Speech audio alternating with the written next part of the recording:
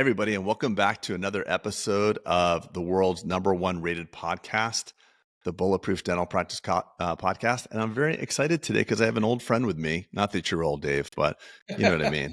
I'm getting up there. I'm sorry. I'm getting up there, no doubt about it. Okay, so next time we do this, I won't say that, but you are a friend I've had for quite a while in the dental industry, and I'm thankful for you because you're making the lives of dentists better. And it's Dave Monahan from Clerri. And you may hear Clerri, what the heck is that? Well, that's the old Clear and Membercy that got together and created Clerri, like cherry. Not to be confusing, but Dave, take it away. Talk to me about your story, how you came into this position, and why you're making my life at my practice so much better. Cool. Yeah. First, thanks for having me on, Craig, and thanks everybody who's listening and watching. So, yeah, just my quick background and sort of how I got into dentistry. So I am actually a technologist. I was an engineer. I worked for Northrop Grumman. We did avionics, targeting systems and guidance systems for the military. And then I moved over to Microsoft. I spent about 7 years at Microsoft back in the crazy days of the early 2000s until about 2008. Tons of stories there, but learned a lot about how you run a business. They let me, this was back when basically if you were willing and able, they would give you responsibility for a lot. And so I was like 30 years old running a $400 million business for them. So learned, I can't tell you how much I learned in that process. And then I left. Did you meet Bill Gates? Sorry. Have you met Bill Gates? Yeah, quite a bit. So we would go out to Redmond, Washington is their headquarters. We would go out there once a quarter, and I won't get into some of the details, but I was picked to do some things around.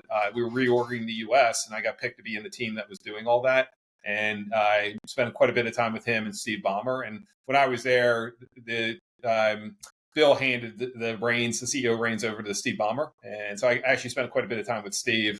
And just really good stories about those two. They're incredibly smart, very driven, and some crazy business reviews, by the way, they would just grill you. You'd be in a room for 12 hours with them in your business reviews. And it was a MBA on steroids in 12 hours.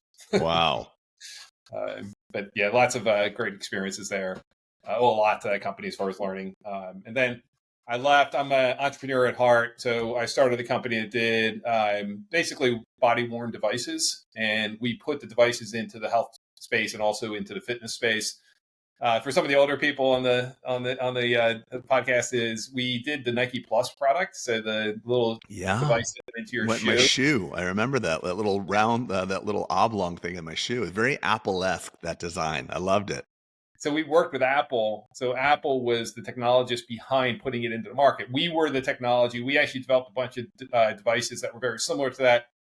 Nike licensed the technology with us. We worked with Apple to actually put it into the marketplace. And again, incredible amount of experience, whatever lessons there and learnings there. But then we also created our own devices and put them into market, and culminating in a little patch that you can put on your chest that monitor your cardiovascular system. Cool. And we had a lot of success with that. And we ended up selling the company to a medical diagnostic company that was eventually acquired by Roche Diagnostics. And that was back in 2016, 2017. I ran into somebody who owned dental practices. He told me some woes of the dental space about patients not coming in as often as they should, the insurance woes. And so I decided to dig in. I spent about 6 months doing market research. I hired a market research firm. So sort of discovered the need for what we built around Clear at the time, around subscriptions and membership. I built that up. And then to your point, just fast forwarding, Clear and Memberzy were the leaders in the space. We merged the two about 14 months ago. And as part of that process, we rebranded under what is Clerri. And I will probably make the mistake of calling myself Clear from time to time, or Clerri, or things like that. But officially, it's Clerri, Clerri. Very cool. Well, listen, I'm thankful for your suite of experiences because the first time we talked, and I don't even know when that was, maybe 5-7 years ago, after I heard what you were doing and what you were up to in your background, the first words out of my mouth are like, Dave, can I make an investment in your company? To which you said, no, thank you. Yeah, you guys are really doing something amazing. And we had Scott Galloway on our podcast a while ago, like maybe 4 or 5 years ago. And he was talking about this thing called the Rundle, the recurring service bundle. And he was talking about Panera. And he's a business guy at heart, and just understanding, if the dentists that are listening to this, I know This is not going to be very technical, but I want them to take away the highlights of how important it is. The consumer or your patient psychology is so important. And we just don't think that. We think that patients come to us because we went to the prestigious blah, blah, blah, or we got this training in this. Patients don't give a damn, unfortunately. They're like, what's in it for me? And when you start to use a membership product, the psychology shifts and you've got the data. And I'd love to go through the data points, maybe the top 3 things that you notice that your patients do differently once they're enrolled in a membership plan. Because I have my own anecdotal data. I know in my own practice that my Clerri patients, which used to be my Clear patients, they accept more dentistry than my regular patients. They say yes to more. They actually spend more dollars with us. So if you can just go through like, why would, to the person that's sitting out there like, hey, this is going to be about a membership program. I'm good. I don't need that. I'm busy. Insurance is doing great for me. What do you say to that person and why? Yeah, so let me, so I'll map this back to the Clerri brand and sort of why we created the Clerri, and then get right to what you were asking. So it had been about 70 years since we really, did a deep market research sort of study and said, okay, what are dental offices dealing with, and how do we make sure we're helping and aligning to their needs? So this is not going to be a surprise to anybody, listening, but our research showed, obviously insurance reimbursements are flat, costs have risen, right? 20 to 25% over the last 4 or 5 years. There are staff shortages, so automation is really important to the offices. Like, you can't just keep training new staff, right, to do things. And so you want to automate as much as you can. And so if you look at that, so rising costs, stagnant reimbursements, you got to go find growth somewhere, right? And so the place to go find it is your cash patients. Your cash patients are great patients. I think everybody would say they're the best patients. They're most profitable patients, but the issue is they don't come in. So the core issue there that you're trying to address is only 15%. So let me say that again. Only 15% of uninsured patients walk into a dental practice every year. 15%, 85% never walk in the office. So Craig, some of the offices will say, well, I engage my cash patients pretty well. They come in. Well, you're only scratching the surface. You're missing 85% of the opportunity. In addition, that 15% come in about half the rate of your insured patients. So that's the stat. So, and by the way, I want to double click on that from my own anecdotal experience. People may be hearing that and say, well, okay, that's the cash patient. That's not a wealthy patient. They don't have the free, the spending capability to go as much as they need. I have noticed, because in my area, it's an extremely affluent area. And I have had patients that are very affluent, driving very fancy cars. And they say, well, I just can't go to the dentist because I'm an entrepreneur and I don't have dental insurance. So they actually just believe, because when we go to the CVS pharmacy and we find out that the medication, that we need to be on is $400, we whip out the insurance card and say, hey, will this help me? Oh yeah, your copay is going to be $1. So we're being trained that we can't access medical care unless we have insurance. So I always tell patients, hey, by the way, like, your dental care is probably like $300 or $400 a year. So don't let insurance be the barrier. But they actually have been trained through the insurance industry that without having a dental insurance, there's no access to care. They don't even know they can come. They actually think they cannot come. Well, I don't have insurance. I guess I can't go. So, Craig, you nailed it. So the market research shows exactly that. The reason these patients don't come in is because they don't have coverage. It's that simple. And some people then equate that to, I can't afford it. Others just equate it to, no, there's a roadblock. I can't get access. Offices only accept plans. I don't have a plan. I can't go. And so you got to get them over that mental sort of state and realizing that that's not the barrier. And so what the membership plan does is it gets rid of that barrier. It gives the patients access to the care they need and they want. And so these membership plans, when a patient, so let's say we got a cash patient and then we got a membership patient. Let me give a little backdrop before I talk about that in a second. So we integrate with the practice management systems of the offices on our platform, and we pull the data back. We take a look at patient behavior. So again, the cash patient versus the membership patient.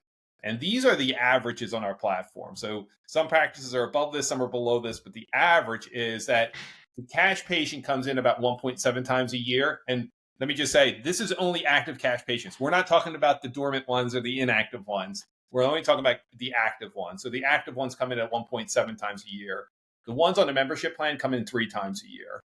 Second stat is the procedures completed in a year. The cash do about 2.4. The membership plan patients do 5.9. The production of cash patients is about $500 a year. If they're on the membership plan, it's about $1,200 a year. And let me give you one more. You asked for 3, I'm going to give you 4. One other one that's really important that offices love is that the no-show rate for a cash patient is about 13%. For a membership plan patient, it's 5%. So you cut your no-show rate down in half. So, more visits, more accepted procedures, higher production, and less, no-shows. So it's like, I think there's one metric that I want to add to that as well, because it's really important. Obviously, it's you can extract so much more value from these patients. The other thing is that your patients that don't have an engaged membership plan with you, every time they leave your office, they're susceptible to being marketed away from you. Yeah. So I have just some, again, anecdotal experience. You have the stats, and I'd love for you to speak to the stats if you have them. But every time I've met a friend out, like, oh, I'd love to come to your office, but, I have this membership plan at Dr. Jones's office. And then, it's kind of automatically enrolling over and over. So that type of thing.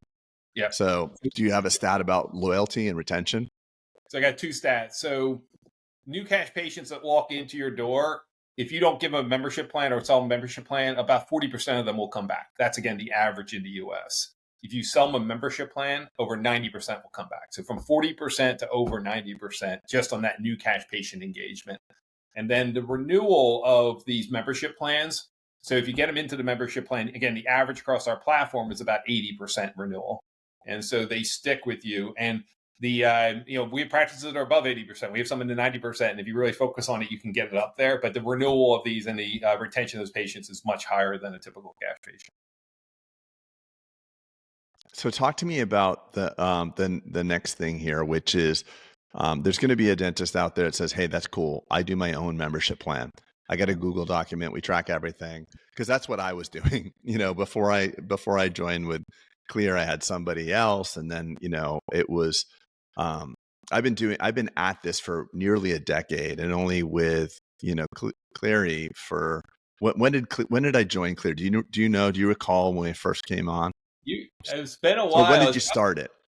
Yes, it's probably been 6 years, 7 years, Greg. Yeah. So I was the, original guy that had to walk both ways to school in the snow in the morning uphill, because I had to do it all myself. So we had like a spreadsheet. We would like look up each patient. It was such a difficult thing, because you talked about something really important, labor cost. So when you're with an insurance company, you're taking a reduction in fee, but you're working harder for that as well. So it's not you can't just look at the equation of like, okay, I make $100 for this procedure as a fee for service patient and 70 for this other patient that's insured, because there's other labor costs to verify the insurance and update it. And then the negative aspect of when the plan denies something.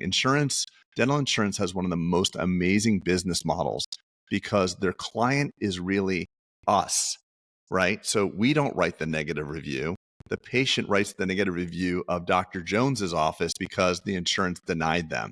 So they send out an EOB, they come in, they say, hey, Mrs. Jones, your insurance company denied it. It's going to actually be $100, not $40. Patient gets irate and writes Dr. Jones is a fraud. So they have an amazing opportunity, because they can do the wrong thing for the customer and we get the heat for them. So the cost of insurance is not just the reduction in fee. It's the fact that you're going to get more likely, if you look at most bad reviews in dentistry, and I do this, like this is part of my hobby. It's like, they told me it was going to be this, and then they changed the price. They don't realize that the insurance company often changed the rules on them. And the fact is, if you work for a company and have the exact same insurance, Susie can go get a crown at your office and the copay is different from Becky. Same office, same insurance plan, just different group or different payment. So it makes the patient feel like there's some sort of fraudulent behavior that's going on. So speak to the person out there that's like, hey, I don't really care about having a membership program because we do it ourselves. What are the 3 things or 4 things that would make it like really difficult from a labor standpoint or a follow-through standpoint that you guys do that we don't? There's some basic ones and there's some advanced ones. So on a very basic front, you have just automating the sign-up process, the enrollment process, the renewal process. And so when you're with Clerri, we will provide you materials that you can give to your patients with like QR codes on it. They can just scan their phone and just sign up then and there. Like there's no friction at all. We then manage that membership plan on the back side of that. So There's a bunch of things from a regulatory standpoint that you have to do in compliance standpoint. We take care of all of that. So you don't need to worry about any compliance issue, any legal issue. We're compliant in all 50 states. And so just managing compliance is a big part of it. Your team, being able to track who has a membership, who doesn't, what benefits have they used, which ones that haven't they used.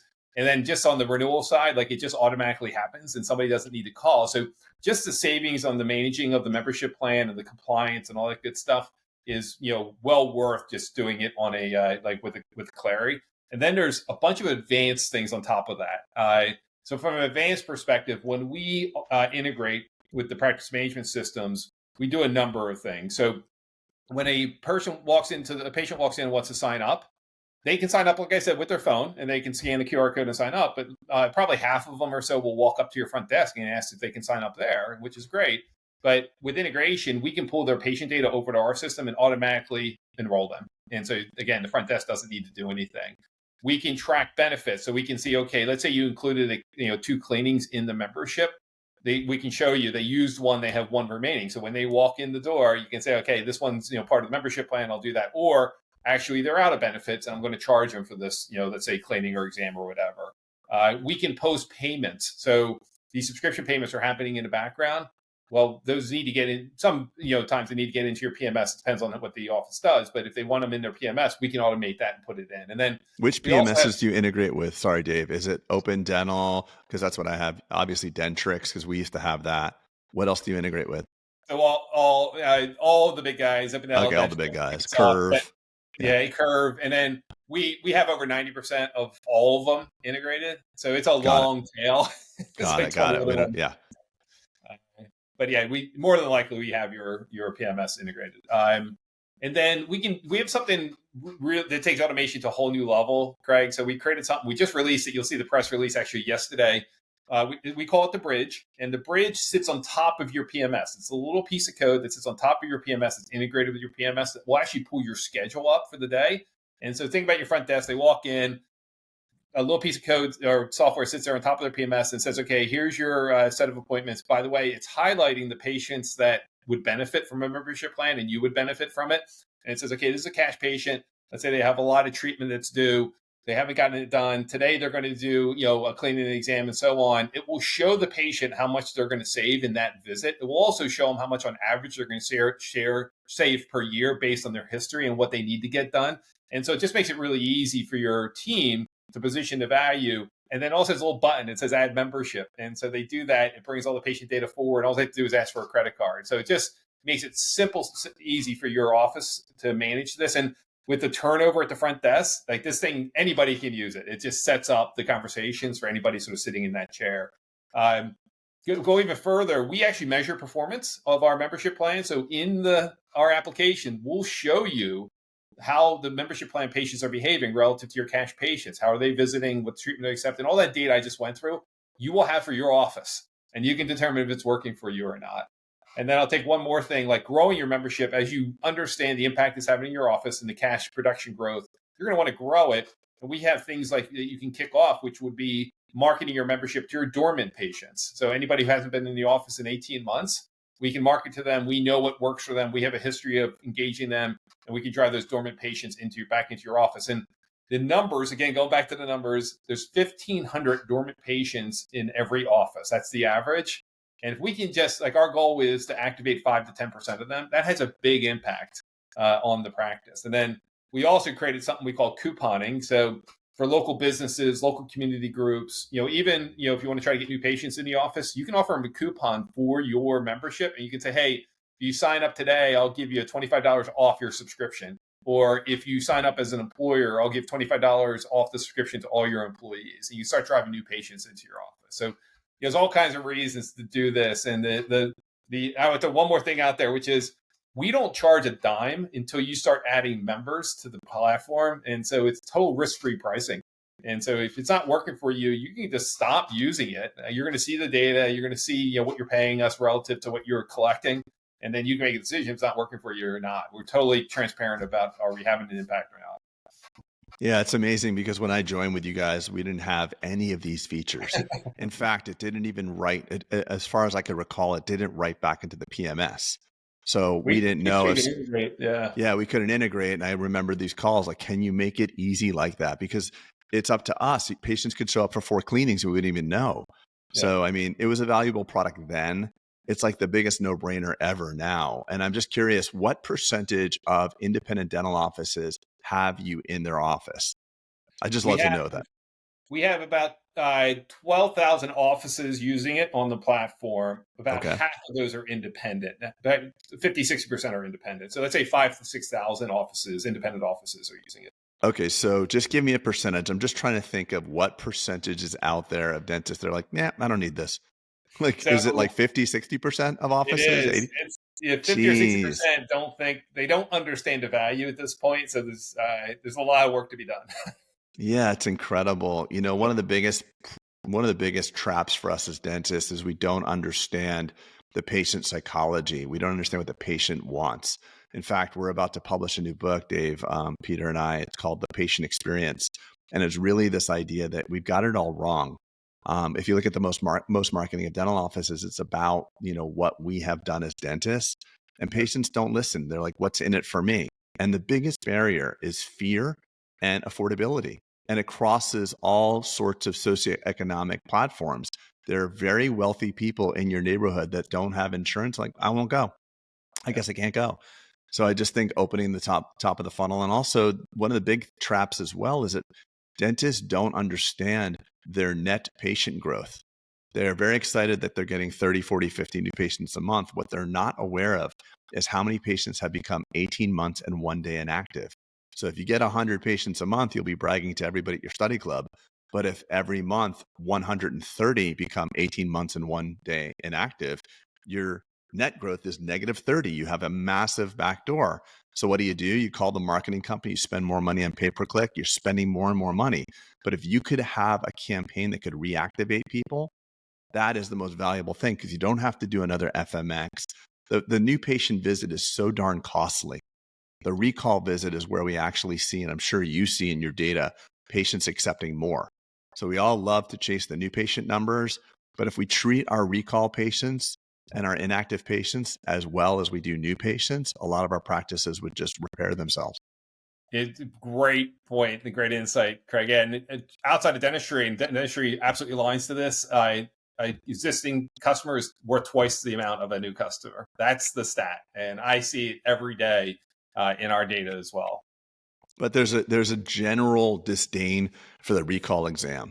Like amongst my dentist friends or colleagues, it's like, oh, I had to check like 10 hygiene patients today.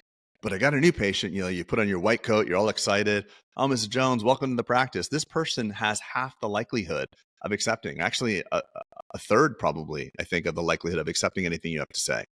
It is. Whereas the Yep. recall patient, which is like a thorn in your side, that person loves you, has been coming for a while. That's the loyal patient. So I just wish that dentists could see this and like experience their practices through the consumer and understand that it's a scary place and they don't understand the affordability. Patients live in a monthly economy. With our everything I do, I try to break it into monthly costs.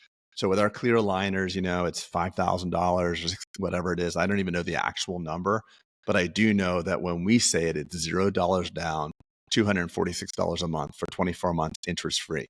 And every single patient I've ever said that to has always said the same thing. One of two things, rather. A person who doesn't have a lot of free cash will say, wow, that's really affordable. And a rich person will say, hey, buddy, I don't need a payment plan. So it's like, it's a great question. You can't get hurt when you say, hey, you can get all of your dental care done for just $35 a month, because Yep. the person who is in a money situation, that is amazing. So it's literally skip 3 or 4 Starbucks a month and you can have your preventative care taken care of. And the wealthy person will want to flex on you and say, hey, I don't need $35 a month, bud. I'll pay you up for. So it's this great thing to be able to offer patients monthly fees, because that's what your consumer is living. That's what your patients are living on, is a monthly economy. Yeah, and so on our membership plans, you can do monthly payments for your patients. You can do annual payments. You can offer both. And so we get a lot of offices saying, well, I don't want to offer monthly because, I can get it up front. I want to get it up front and I don't want to have somebody sort of pay for the first month and leave. Here's the actual stats. is if you offer both to patients, anybody under 50 will more than likely choose monthly. Okay. And that's just because they live month to month on their pay. And the cancel rate and the no payment rate on that is less than 1%. So you're not risking anything. You're risking incredibly small amounts of money in order to make that patient base under 50 happy. Now, coming back to your statement about the wealthy saying, I don't need a payment, anybody over 50, about 80% of them, if you give them both options, pick the annual one. They want to pay up front. They want it off their books. They don't want to have to worry about it moving Is that forward. including a discount though? Pay up front for a discount? No, it's the same. It's the same. Interesting. Do Yeah. you have the mechanism in Clerri to give, pay in full, and get a discount? We do. Yeah, that's my preference. Yeah, and Craig, actually, and we can talk about it like on the side. We say you don't even need to do it. Like people will just pay it if they can pay it, they pay it, and they don't worry about it. Interesting. You might influence it to some level, but it's not going to make that big of a difference. People who can afford it will just pay it. Yeah, the psychology in our practice is monthly payment and a pay in full discount because we have to use third party financing. So, for example, like Perio Protect trays in our office is $42 a month for 24 months or $8.99 upfront. And the reason for that 11.9% delta is the third-party finance fee for interest-free payments that the third-party companies charge us. Yeah. But we have to give them optionality. It's incumbent upon a dentist to think like a retail business. I know that pisses people off, but I can say that because I'm a dentist. We are actually retail. We are discretionary. The only thing medically necessary that we do is an extraction. Beyond that, it's all an upsell. People don't need their teeth. Teeth are really nice to have, but you will not die without your teeth. So you have to take cues from retail. Everybody in retail has a monthly economy, and it's really important that we look at that. And it's shocking to me, Dave, that you don't have 85% of dental offices. Because there's no cost up front. I mean, obviously, look, 85% of dental offices can't understand buying an intraoral scanner because it's a massive investment. $15, $20, $30, $40,000. You can get started with a membership plan like yours for nothing, right? I mean, like it's all accretive. It's all gravy. And so why don't they do it? Why don't they do it? Let's get into the psychology. Why are dentists not? What do you hear? What do you see? So, Craig, I'll take this into another level. So the reason they don't do it is they're like, well, we won't discount our fees, right? We're going to get full fee. Now, okay, so I have to admit my story with this one, by the way. So I'm poking fun at all these dentists that won't do it. I'll tell my own story. You're just reminding me. I'll let you tell your story, but let me tell you the stats. Please. I apologize for all the data, but at the end of the day, I'm an engineer, and so I have to back my points up with data. No, we work really well together because I'll say something and then you can provide the facts. Without you, I'll just say it. So I appreciate this. So we got that pushback, over the last, we've always got that pushback, but we decided, okay, let's go see what's actually happened. Let's go look at the data. So we pulled the data off the PMS systems. We looked at the cash patients and the membership plan patients. And we said, okay, what's the average discount if you include everything? So they're buying into the subscription. They're paying for their care at a discounted rate. The average discount on our platform is 15%, just so you know.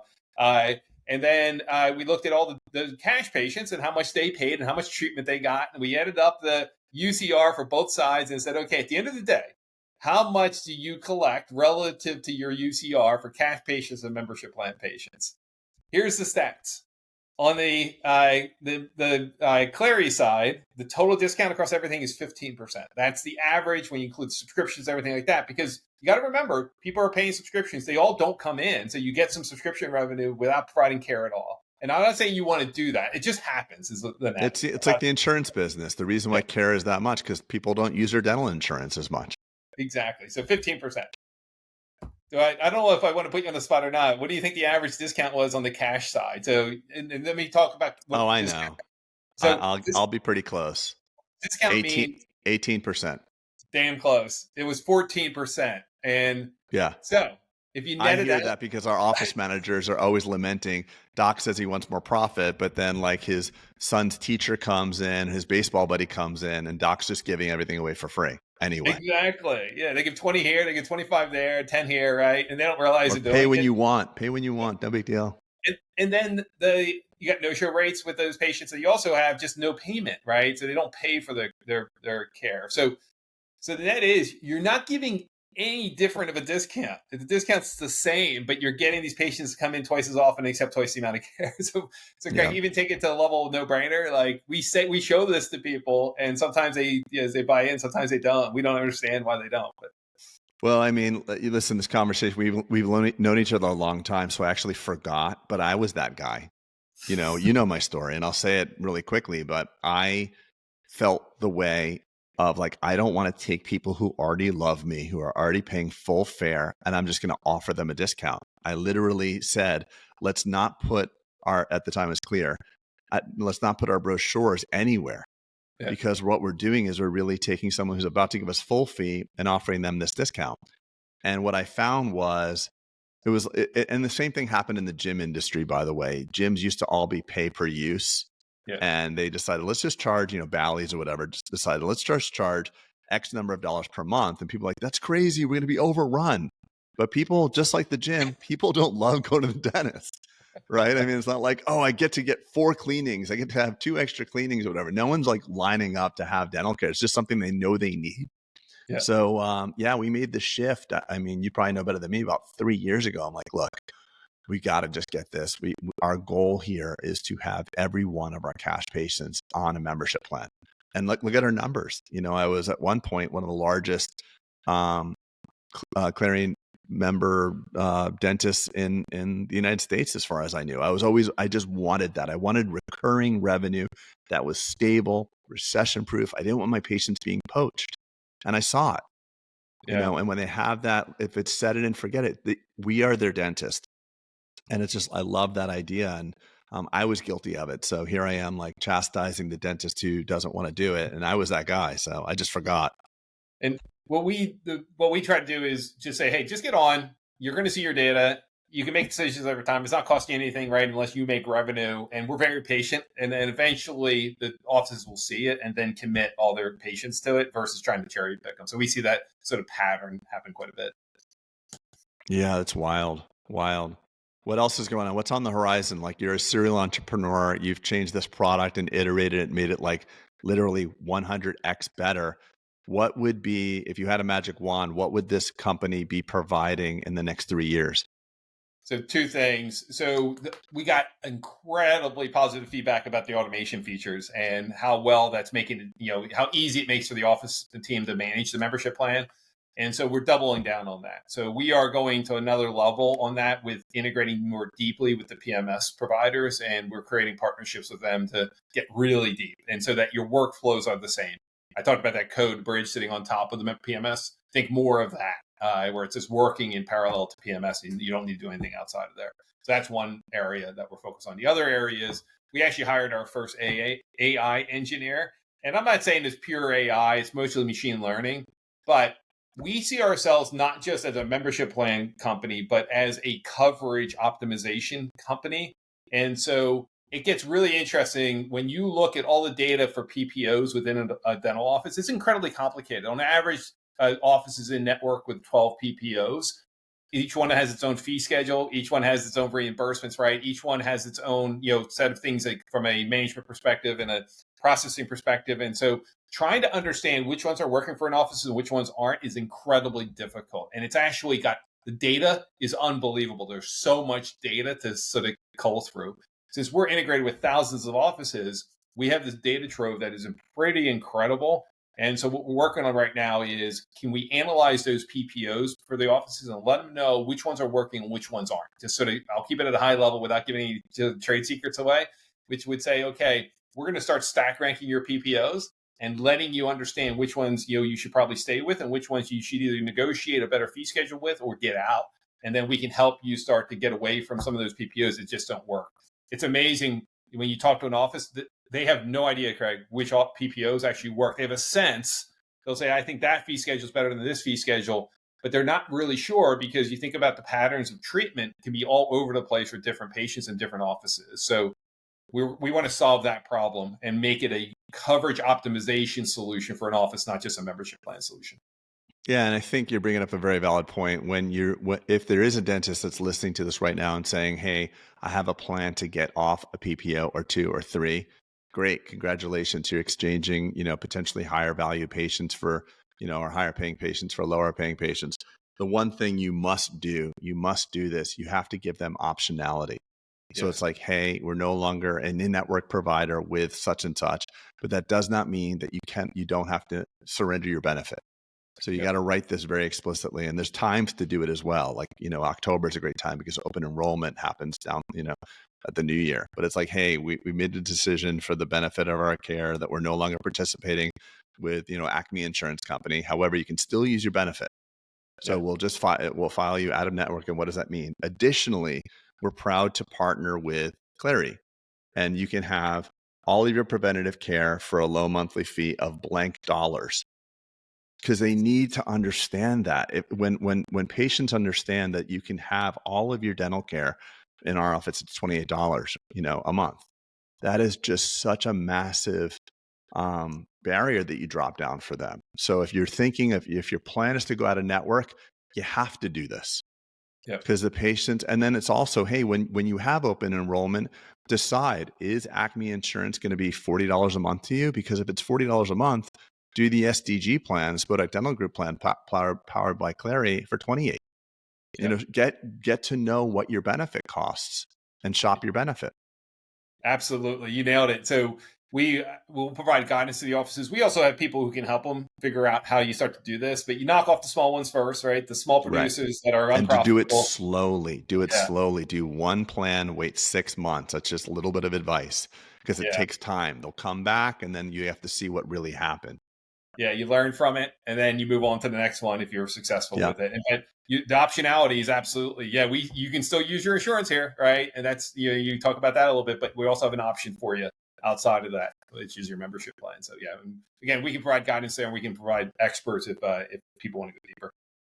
Right. And also just knowing where you want to go. I'm the big vision guy, but if you're really busy, you're solo doc, you're booked out 6 weeks, you're buried with insurance patients, but your plan is in the next 3 months to hire your first associate, probably not the right time to go to network. So just like think about your future practice, the practice you're working in now, and the future. I have so many people that I've met that have gone through consulting, and consulting is kind of a one size fits one. And you'll have these people like, oh, insurance patients are all terrible. Associates are a headache. You'll end up doing all their work, so they'll guide you into what they know. And so you'll drop these PPOs only to find out that when Dr. Jones, your junior associate, starts in 3 months, you've just shut off the supply for that person. So do it slowly, take a stepwise approach, pick your worst ones first, and wait 6 months to evaluate what happened. And by the way, there's no reason that if you're hiring an associate, you could go at a network as a senior doc and put the other junior doc on that in-network provider. There's a lot of optionality around it, but no matter what way you slice or dice it, you have to provide the patients a membership plan.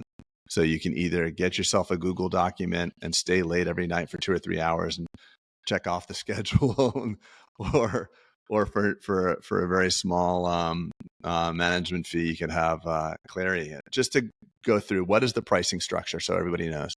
Yeah, so it's two pieces to it. So one is, as you add a patient to your plan, we have a PPPM, so a basically pays a monthly fee per patient on the platform. So they're paying you, and we just take a small piece of that. And that can vary a little bit from a fee perspective, and we can work with you depending on your size, how many patients you have, how many offices you have, things like that. And then if you want to do integration, we have a small flat fee that covers our integration costs to do integration to your PMS that unlocks all those features I talked about. And so, yeah, we can, somebody will walk you through that and show you the different options and how much it will cost. And in full disclosure, I'm a paying user. I'd love to, it would be very nice. I've been asking you for 6 years to do it for me for free, but I still pay. So I just want to let everybody know that I do that. But is there a special offer? And I'm sorry for an ignorant question, but Dave, is there some special thing that we do for Bulletproof? I just don't know. Yeah, we do one thing, which is we pull all of your, anybody who's part of Bulletproof gets a special Bulletproof pricing. So we've pulled it all together, and you get the benefit of all the Bulletproof customers on our side. You get the scale of that versus your own scale. Wonderful. So, and when they call you, just mention that Bulletproof sent you. Exactly. Yep. And we have a pricing schedule just for Bulletproof. That's great. Yeah, I know Peter's been pushing on the gas with it for his locations. He's getting, I think he's doing really well with it. It took a long time for him to adopt it, but I know he's doing really well with it right now. And I think the big takeaway that as we've talked through here is that And I see this so much. Dentists, it's not about your dentistry. I know it's amazing. Patients just don't understand how amazing you are. There are actually dentists that are so clinically talented that would run circles around the best, but they're actually going out of business because patients don't perceive the value that they're getting. So what's value? Convenience, pricing, the way the environment functions, your team, the culture. So not everything that counts can be counted. So take a look, call up Clerri. I imagine it's Clerri.com, correct? Yeah, so it's Clerri.com. Clerri.com. Yeah. Well, Dave, it's been wonderful hanging with you. And I'm so thankful. And I mean this very sincerely, because when you put people like you into our industry that have a vast knowledge of technology and understanding of where the kind of the ball's going, you help people like me tremendously. So I'm so thankful that you've iterated the product and you continue to iterate it. I thought it was badass 6 years ago, and it's just a whole different suite of services. And I know you well enough to know that in the next 3 years, if you were at liberty to tell me, I would have my mind blown at what you got working for us. So thank you for this. Well, thanks for the nice comments, and thanks for having me on, Craig, and being a friend. I really appreciate it. Okay, guys, thanks for listening, and check out Clerri.com, Clerri.com. And hope you enjoyed the podcast, and we'll see you soon, people.